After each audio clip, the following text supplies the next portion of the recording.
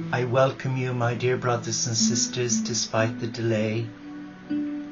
I welcome you to this live recording from a bitterly cold, wet Cumbrian night. It's gone midnight. It's 18 minutes past midnight. And it is good to have you around this table of love. So I've lit my candle, but my candle is not for peace. It's for the young children in Lebanon, the Syrian refugees, 127,000 families living in Arctic conditions where they've had heavy snow and they have no proper shoes or clothes for these Arctic conditions, and conditions that I just seen about an hour ago on the World News really left me feeling very vulnerable for them. Several children have in fact died because of the drop in temperatures, the dampness. So I offer my vigil, my contribution, that those who have plenty will share with them, and that there will be an end to this ongoing crisis in Syria, which is the root of all evil. It is the face of evil, man's inhumanity to man and to the little ones who matter dearly to God. For he said, "Suffer these little ones to come unto me." So I light this light in petition to a loving Father, Mother God, that help will be forthcoming for the little ones. Deep peace, pure white of the moon to you. Deep peace, pure green of the grass to you. Deep peace, pure brown of the earth to you. Deep peace, pure grey of the dew to you. Deep peace, pure blue of the sky to you. Deep peace of the running wave to you. Deep peace of the flowing air to you. Deep peace of the shining stars to you. Deep peace of the Son of Peace to you. Let us be still now, my dear friends, as we come to this table of love, where we embrace each other as equals in the eyes of God, and where no one is denied the love of a Creator God. Let us be still in our heart. Let us for a moment focus on our in-breaths and our out-breaths. And as we breathe in, we count to 4, and we hold that in-breath to 4, and when we breathe out, we count to 4.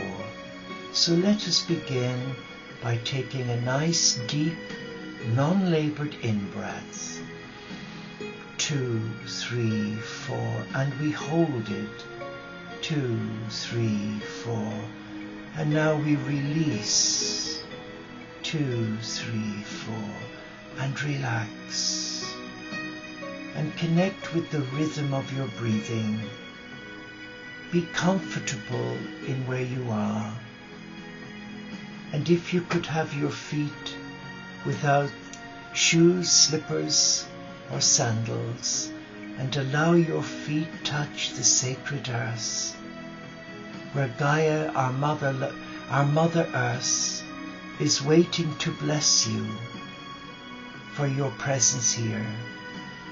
She has a gift for you, which she will share with you in the meditation in our monastery garden. But first, let us use the greatest gift that God has given to you and me.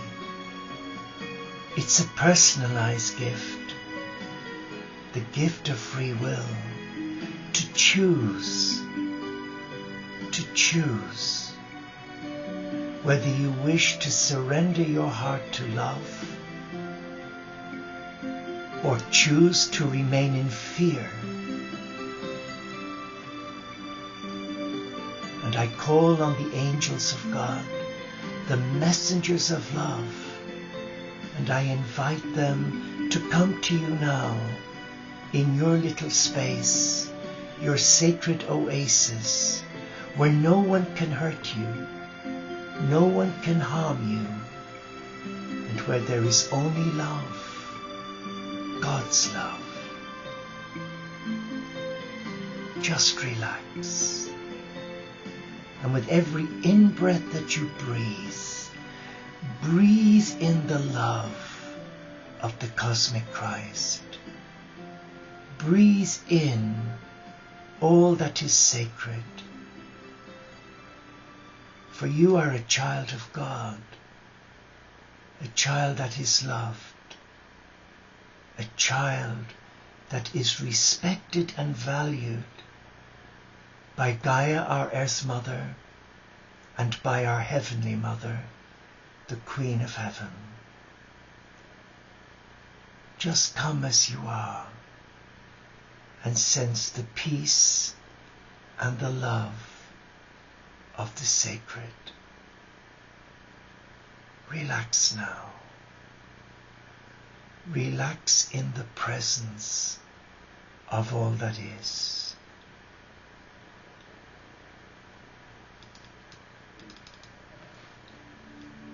And as you relax, I would like to share with you some words that may help. And the words are taken from the beautiful manuscript, The Interior Castle. This is the spiritual framework that we offer to our tertiary oblates who wish to dedicate their life to God as an ambassador of peace and an interfaith Franciscan. In the fourth room of the mansion, your soul, Teresa of Avila says this: God, give me the grace to endure. Endurance is an essential equality of a soul with stamina. Without endurance, you cannot wait for God or for anything else. Without the capacity to endure, you are impatient, demanding, short-tempered, and you tend to abandon projects that you are meant to complete because you cannot immediately see their significance. With endurance, you know that you can survive anything that is asked of you, whether by a friend or by God. Endurance enables you spiritually to listen better to God, to follow your inner compass. You know you can manage the consequences of courageous personal decisions. Endurance means that your soul can confront enormous odds and accomplish great and powerful tasks alone if necessary. Only by having something to endure can you develop trust in God's reasons for giving you challenges, as you must be able to see them through, realizing only at the end the blessings hidden in the journey. For our soul work, Teresa asks us to consider this room a sacred place for nourishing your soul and receiving grace, blessings from God.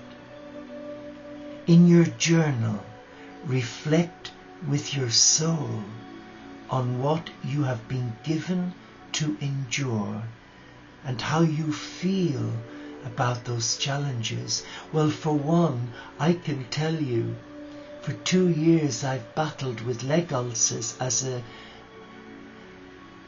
side effect to a drug I was prescribed to bring my blood pressure down, where my legs blew up and the skin started to weep and tear and become infected. But I persevered, trusting, but I did get down in the mouth. I did get disheartened, and it triggered off a spiral into deep despair, which aggravated my depression. And of course, my chronic back pain from many years of heavy lifting as a nurse. So I know a little about challenges, but instead of allowing the problems of the ulcers and the threat of having my leg off next year, the threat of ending up in a wheelchair because of losing the power now in both legs, and the challenge of managing depression every day, guess what I do? I bless them. I don't fight with them. I don't try to rationalize them. I bless them, because through the challenges, God gives you and me the grace to overcome the fear of the inevitable. And that is the blessing hidden in the challenge for me. I don't know what it is for you, but remember this: God only gives us a cross to carry that He knows we will endure, because He gives us the strength to endure it in love. Is your challenge an illness, a relationship? When is your challenge most difficult to endure? What are you learning from it? Have you thought of it as unfair or undeserved? Do you turn to prayer to help you? And do you ask God, why me? I've done that many times, and you know what He said? Why not you? And then I shut up, because I realized when you surrender your heart to God, you are given the grace and the strength to endure whatever comes, and we are guided to see it as a blessing, not a curse. If so, on what are you basing your scale of fairness? If you believe that only good things should happen to good people, ask why you need to believe that. Work on getting free of this superstition. How has endurance built your character? What are your strengths? Accepting that which you have been given to endure takes prayer. Trust me, it takes prayer. You must practice letting go of the belief that your life should have been different. It won't be easy. Ask your soul for the grace of acceptance. And what I would ask you to do now is to be still and look at this picture I show you. Here you see a man with a lantern knocking on a door. It is the Good Shepherd.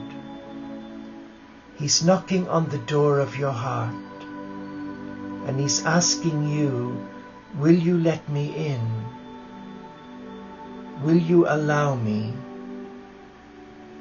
come to you and support you? He's inviting you to let him in so that you are not alone in your journey, that there are two of you, the beloved and you. And I have to be honest here and share with you from my heart. Even though I was a Catholic nursing monk for a number of years, I learned so much about myself in that situation. But I also learned that God is a God who gives many blessings in disguise, and we must not run away, because the more we run away like I did, the more He catches up with you. And when He does, trust me, there's always a reawakening. There's a time when you have to hit rock bottom, and He allows that. Because when you hit your lowest point in your life, there's only one way out, and it's up. And you know, many people whinge, moan and groan about their ailments, their disappointments, their fears, failed relationships, being given a rather unpleasant diagnosis that has a stigma attached to it, such as mental illness. And I was a member of a profession of nursing where they stigmatized their very own people. General nurses are notorious for stigmatizing colleagues and ostracizing them as if they're lepers. And I was one of them that was ostracized. But what they don't realize is that through that black time 16 years ago, where I paid the price for my ego, my self-importance, my outward appearance of being a good Catholic, but my heart was closed to God. Oh yes, I gave Him lip service on a daily basis when I went to church.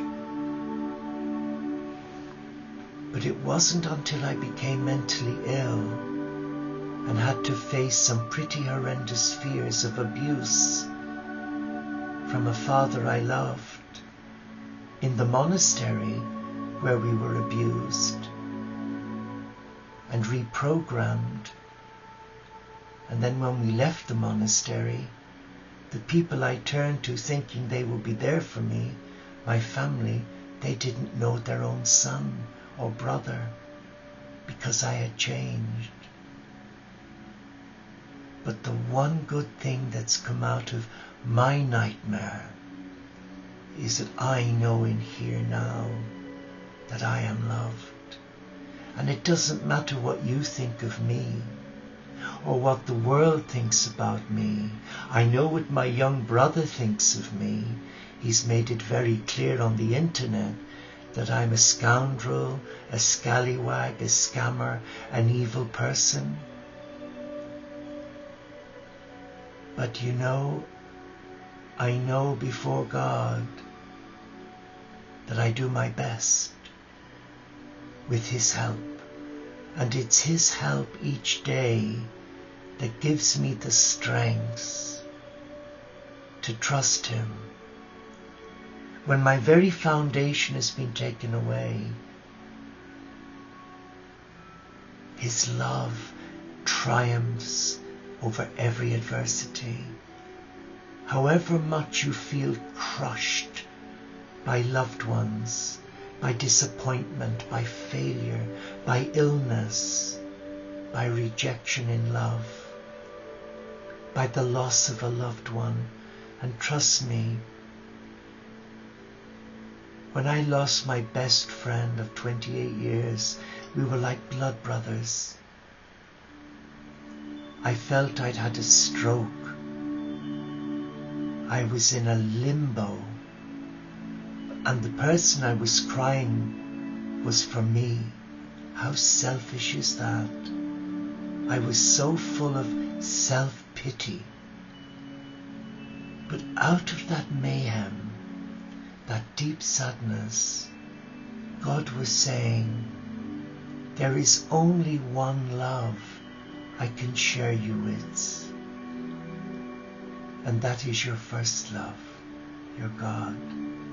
He doesn't allow us to be taken over by another. He allows us to share our love, but not to be controlled or domineered, to be bullied or coerced by another. And if we find ourselves in a relationship that is entrapment, He releases us. He sets us free. And my heart is free. Is your heart free? Are you really free to stand in the presence of your God and say that you have blessed every situation in your life, every trauma, every disappointment, every failure? Turn them round. Turn them round. Don't let the evil one have a victory in your life. Your ego will tell you you failed. But if you're humble and you come into the presence of God, He will not tell you you are a failure.